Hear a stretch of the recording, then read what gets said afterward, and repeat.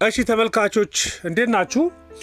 እንግዲህ ኢትዮጵያ ውስጥ ያለው የዋጋ ንረት በቁጥር ደረጃ የቀነሰ ቢመስልም ለኑሮ ግን ትንሽ የሚያስቸግር ነው፣ የሚፈትን ነው።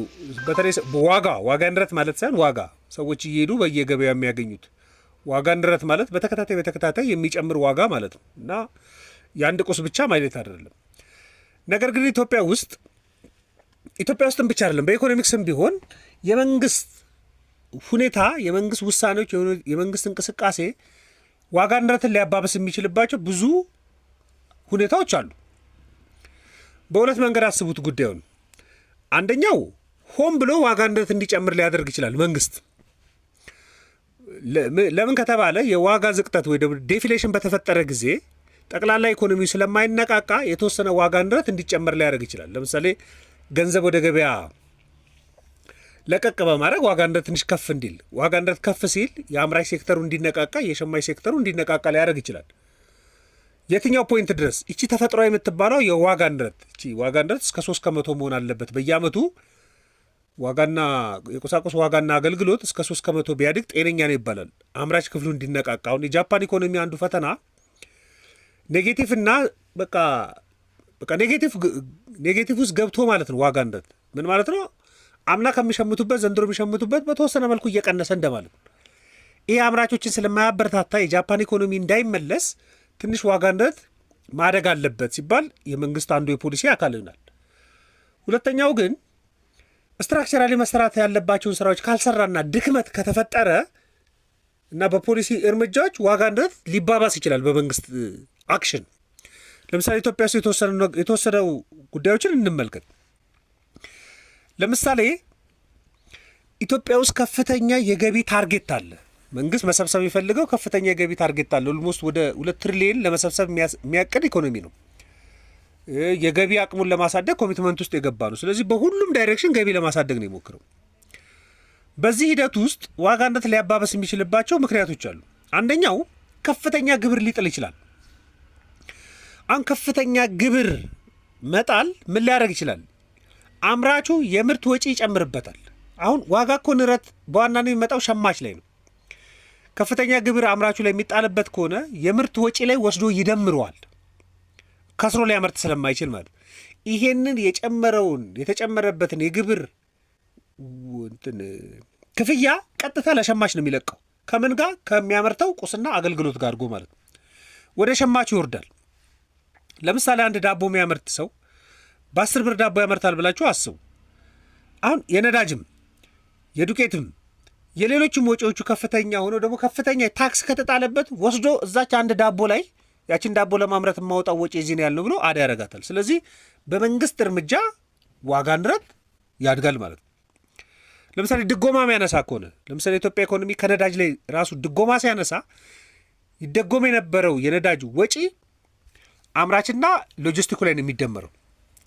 ነዳጅ ላይ ደግሞ ታክስ ሲጨመርበት ደግሞ ተጨማሪ ኮስት ነው፣ ተጨማሪ እየተደመረ ይመጣል። አዲስ ቫት ሲያስተዋውቅ አዳዲስ ታክሶች፣ ቅጣት እየጨመረ ሲመጣ እነዚህ በሙሉ ወደ ታች ወደ አገልግሎትና ወደ ምርት እንዲደመሩ ያደርጋል። የዛን ጊዜ ዋጋ ከፍ እንዲል ሲደመር ደግሞ ዋጋ ንረት ከፍ እንዲል ያደርጋል። በዚህ መንገድ ነው መንግስት የሚያባብሰው። ሁለተኛ ደግሞ የአገልግሎት ክፍያ። አሁን ኢትዮጵያም ኢኮኖሚ ሪፎርም ካደረገ በኋላ በፊት ይደጎሙ የነበሩ የመንግስት የአገልግሎት ክፍያዎች መብራት ሊሆን ይችላል፣ ውሃ ሊሆን ይችላል፣ ሌሎች አገልግሎት ክፍያዎች በመንግስት የሚሰጡ አገልግሎት ክፍያዎች ራሳቸውን አጀስት እያደረጉ ሲመጡና ከፍ እያሉ ሲመጡ አሁንም ይደመራል ቁሳቁሱ ላይ። የዛን ጊዜ ዋጋ ንረትን እየጨመረው ይመጣል። ኢቭን የአገልግሎት ክፍያ ሙስና አለ ብላችሁ አስቡት። ሙስና ካለ አንድ አምራች ኢንዱስትሪ ውስጥ ለመግባት ንግድ ውስጥ ለመግባት ሙስና እየተጠየቀ የሚመጣ ከሆነ ቢሮክራሲው ክፍያ የሚጠየቀው ከሆነ ወስዶ መደመሩ አይቀርም። ለምሳሌ ከጅቡቲ አዲስ አበባ የሚያደርስ አንድ መኪና በየመንገዱ ክፍያዎች እየተጠየቀ መሀል ገበያ ላይ ከመጣ ጽፎ እየደመረ ነው የሚመጣው። ሊከስር አይችልም። ስለዚህ ዋጋን ያባብሳል ማለት ነው። ይሄ ከመንግስት እንቅስቃሴ እኮ የሚነሳ ነው። ለምሳሌ ኢትዮጵያ ውስጥ ያለው አዲሱ ግብር ህግ፣ የታክስ ህጉ ምን ይላል? ታክስ ቀድሞ መከፈል ያለበት ይላል።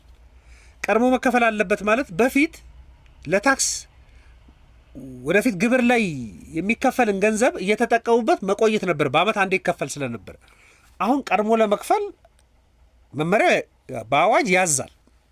ስለዚህ ስራ ማስኬጃ ያደርግ የነበረውን አሁን እንዲከፍል ይገደዳል ማለት ነው።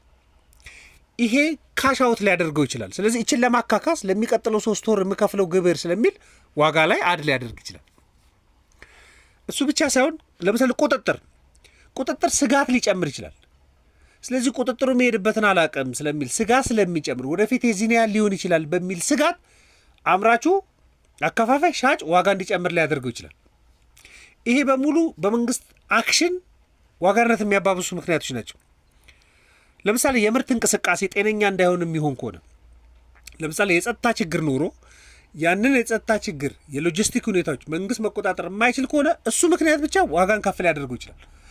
ምርት ከተመረተበት ወደ ማዕከል ገበያ መምጣት ሲቸገር ማለት ነው።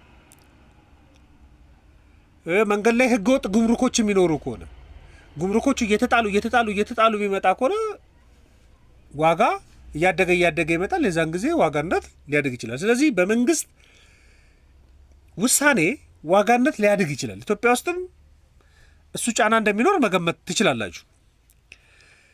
ስለዚህ ሁልጊዜም የሚወሰዱ አክሽኖች የገንዘብ አቅርቦትም ሊሆን ይችላል፣ ሌሎቹም ፊስካልም እርምጃዎች ሊሆኑ ይችላሉ። ልክ ሲወሰዱ ዋጋ ንረት ላይ በቀጥታ የሚኖራቸው ተጽዕኖ ከግምት መግባት አለበት። ዋጋ ንረትን የሚያባብስ ነው ወይስ ዋጋ ንረትን የሚቀንስ?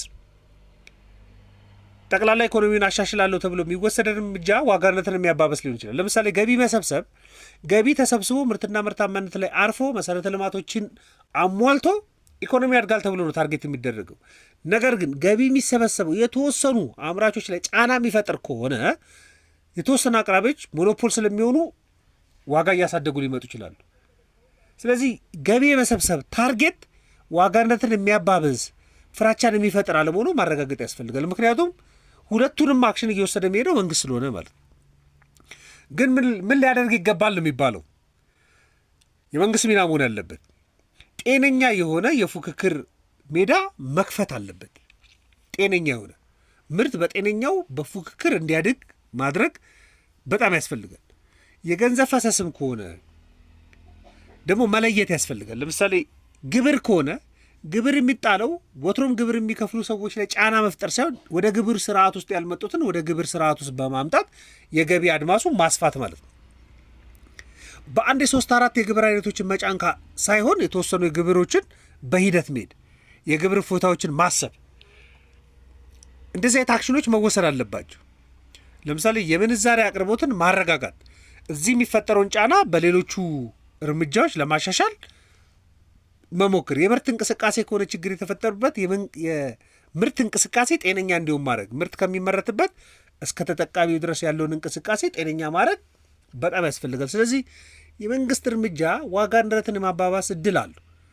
ለምሳሌ የገቢ አዋጁ በዚህ ዓመት ታርጌቱን ቢያሳካ በሚቀጥለው ዓመት ታርጌቱን ለማሳካት ሊቸገር ይችላል። የግብር ጫናው ሰዎችን ከምርትና ከአገልግሎት ሲስተም ሊያስወጣቸው ይችላል። የሚያስወጣቸው ከሆነ ደግሞ ምርት ስርዓት ውስጥ የሉ፣ ምርት ስርዓት ውስጥ ከሌሉ ደግሞ አቅርቦት ሊጎል ይችላል። ይህም ብቻ አይደለም፣ ትልልቅ ውሳኔዎችን በመንግስት ውሳኔዎች ዋጋ ንረትን ሊያባብሱ ይችላሉ። ለምሳሌ የመንግስት ፖሊሲ ፍላጎትን የሚያባብስ ከሆነ ዋጋ ንረት ማደጉ አይቀርም። ስለዚህ ቶሎ ብሎ ምን ማድረግ አለበት? አቅርቦትን የሚያሻሽል ፖሊሲ እየተከተለ ፕሮጀክቶችን እየፈጸመ መሆኑ ማረጋገጥ አለበት። ስለዚህ ዲዛይን የሚያደርገው ፖሊሲ አቅርቦትን የሚያሻሽል ነው ወይስ ፍላጎትን የሚያባብስ ነው? ይህንን እየተመለከተ ነው መሄድ ያለበት እንጂ አንድ እርምጃ ብቻ የሚወሰድ ከሆነ ዋጋ ንረት ሊባባስ እንደሚችል ማሰብ በደንብ ያስፈልጋል። ስለዚህ ሁሌም የመንግስት እንቅስቃሴ ዋጋ ንረትን የሚቀንስ መሆን አይችልም። በተወሰነ መልኩ ዋጋ ንረትን የሚያባብስ ሊሆንም እንደሚችል ማሰብ በደንብ ያስፈልጋል። የተጠና መሆንም ማድረግ በደንብ ያስፈልጋል። ይህንን ሀሳብ በቀደም የተወሰነ ሃይላይት አቅርቤላችኋለሁ። በደንብ ክሊር ለማድረግ ነው። ማንኛውም ሀሳብ አስተያየት ካላችሁ የኢትዮጵያ ኢኮኖሚስት ቪው ቴሌግራም እና ፌስቡክ ላይ ልትልኩልኝ ይችላላችሁ። ለነበረን ቆይታ በሙሉ ከልብ አመሰግናለሁ። መልካም ቀን።